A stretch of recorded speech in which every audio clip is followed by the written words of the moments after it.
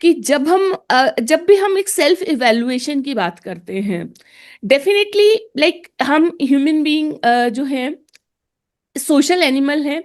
हमें जैसा हमारा फीडबैक मिलता होता है, हम उससे अपने को इवैल्यूएट करते हैं। एंड अनफॉर्चुनेटली हमारा जो कल्चर है वो बहुत ज़्यादा एप्रिसिएशन में बिलीव नहीं करता। वो कमी तो पॉइंट आउट करते हैं, मतलब एंड बहुत बार वेल मीनिंग भी होता है। एज अ पेरेंट हम भी सोचते हैं कि चलो बच्चा अगर कुछ सही नहीं करता तो हम पॉइंट आउट करें, ठीक है। बट क्या होता है कि जनरली हम लोग इस चीज़ पे फोकस नहीं करते कि हम एप्रिसिएशन भी करें। बट ये सारी चीजें हम सबको पता है कि ऐसा हुआ, हमारे साथ भी हुआ, हम भी कर रहे हैं। नाउ वे आउट क्या है? क्योंकि हम इमोशनली स्टक हैं।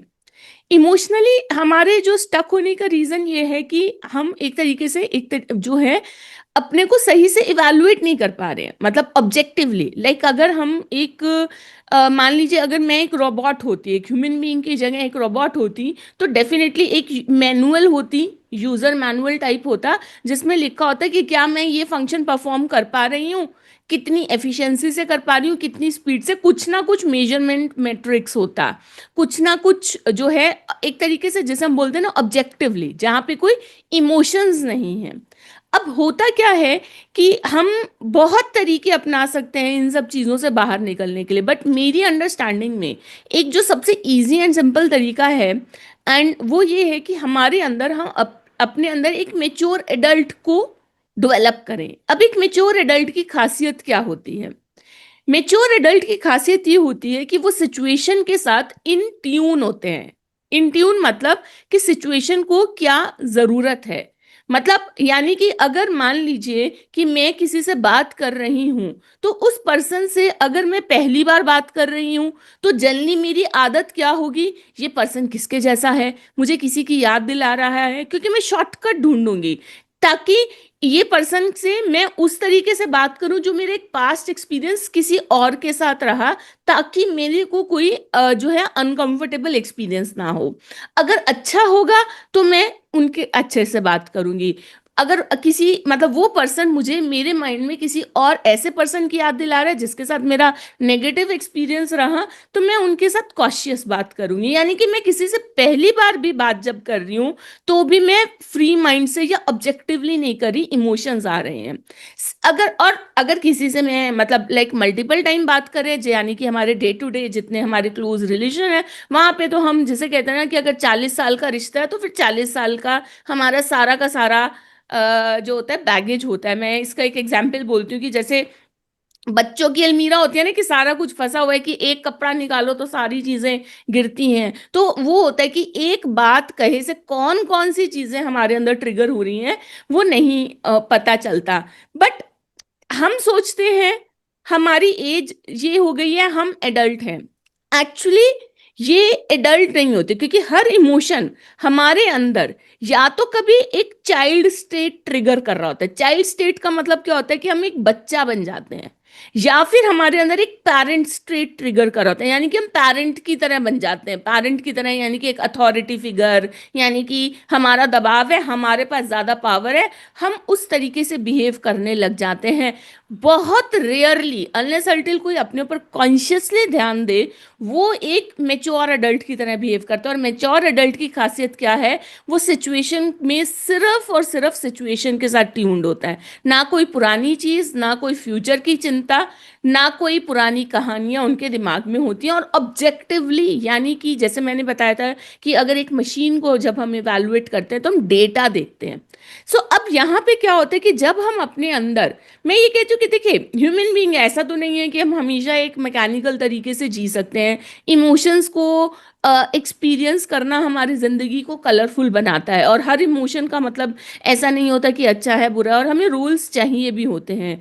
क्यों चाहिए होते हैं रोल्स? मैं थोड़ा सा डिटेल में जाऊंगी। फॉर एग्जाम्पल, मैं किसी से बात कर रही हूँ, अगर वो मुझसे बात करते टाइम उस चाइल्ड स्टेट में है, and I am not talking about age, हो सकता है मेरी मम्मी जब मुझसे बात कर रही हूँ, उनकी एज 63 है, पर हो सकता है वो अपनी चाइल्ड लाइक उनकी जो नीड्स हैं वो मुझसे बात कर रही हैं। और मैं अगर उस टाइम पे पेरेंट में आ रही हूँ, हमारा रिलेशनशिप, हमारा इंटरेक्शन बहुत कंफर्टेबल होगा, क्योंकि उनकी नीड क्या थी, एक छोटे बच्चे वाली, मैं पेरेंट बन गई तो चलो चल गया। पर सोचिए कि अगर मान लीजिए मैं, मतलब जैसे अभी मतलब मैं ये कहूँ कि मेरी इस टाइम बात करते टाइम रिक्वायरमेंट ये है कि मुझे एक एडल्ट की तरह बात करनी है, पर उस टाइम पे अगर मान लीजिए मेरा बच्चा, मैं यहाँ पे एग्जाम्पल इसलिए ऐसे दे रही हूँ क्योंकि इसका रिलेशन एज से नहीं है, इसका रिलेशन है हम माइंड में क्या बन जाते हैं। मेरा बेटा इस टाइम 14 ईयर्स का है, मान लीजिए वो मेरा पेरेंट वाली स्टेज में आ जाए, यानी कि वो मेरा पेरेंट बन जाए। आप समझ रहे हैं कि इमोशनली हम ये स्टेट्स में आते जाते हैं, हम बहुत रेयरली ही एडल्ट स्टेट में रहते हैं। एडल्ट मतलब ऑब्जेक्टिव।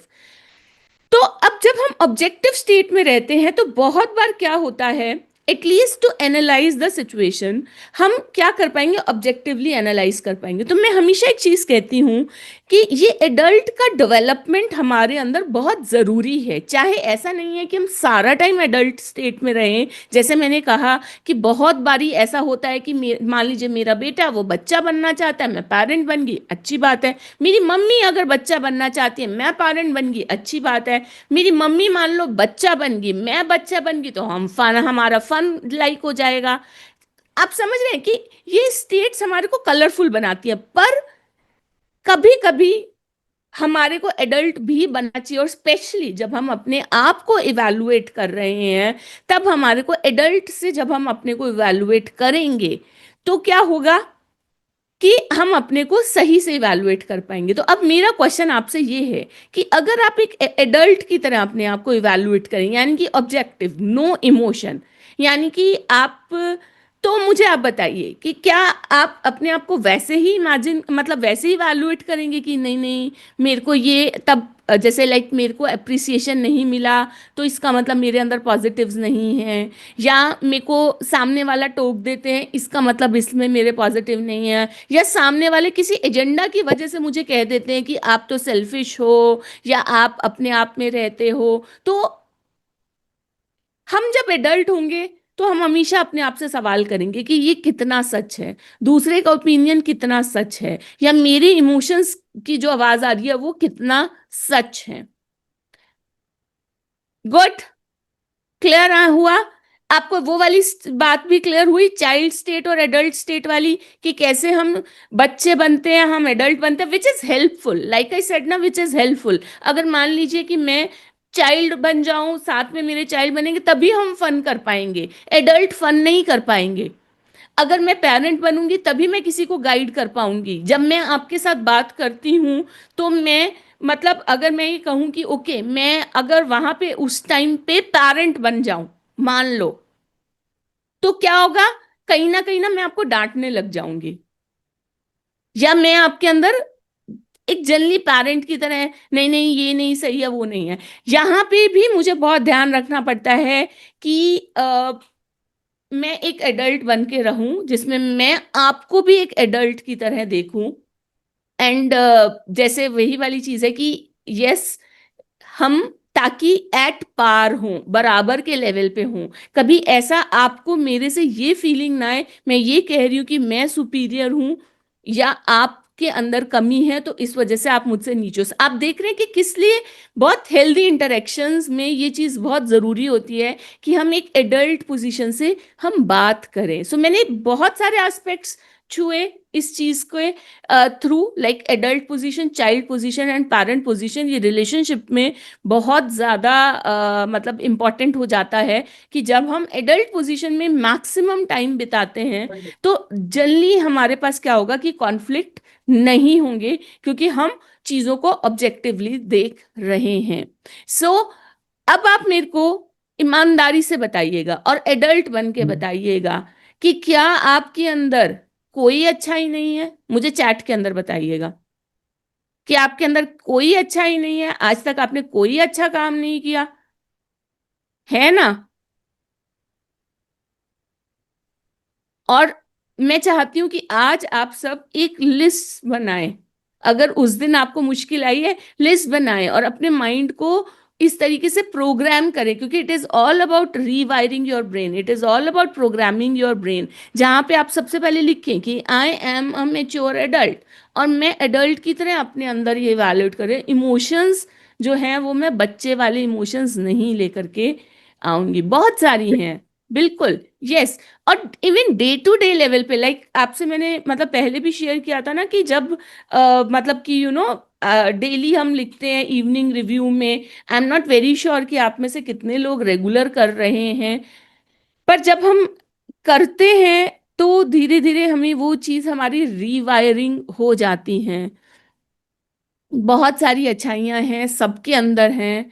और मैं एक चीज़ हमेशा ये मानती हूँ कि वैसे भी ना अच्छाई और बुराई हमेशा एक ना सब्जेक्टिव टर्म होती है। अगर मैं किसी के लिए अच्छी हूँ तो मैं किसी के लिए शायद बुरी भी हूँ। ठीक है ना? और कोई बहुत बुरा इंसान भी होता है ना किसी के लिए वो अच्छा होता ही है। तो अच्छाई और बुराई तो वैसे भी सब्जेक्टिव टर्म है। तो इसीलिए अपने आप को ऑब्जेक्टिवली इवैल्यूएट कीजिए।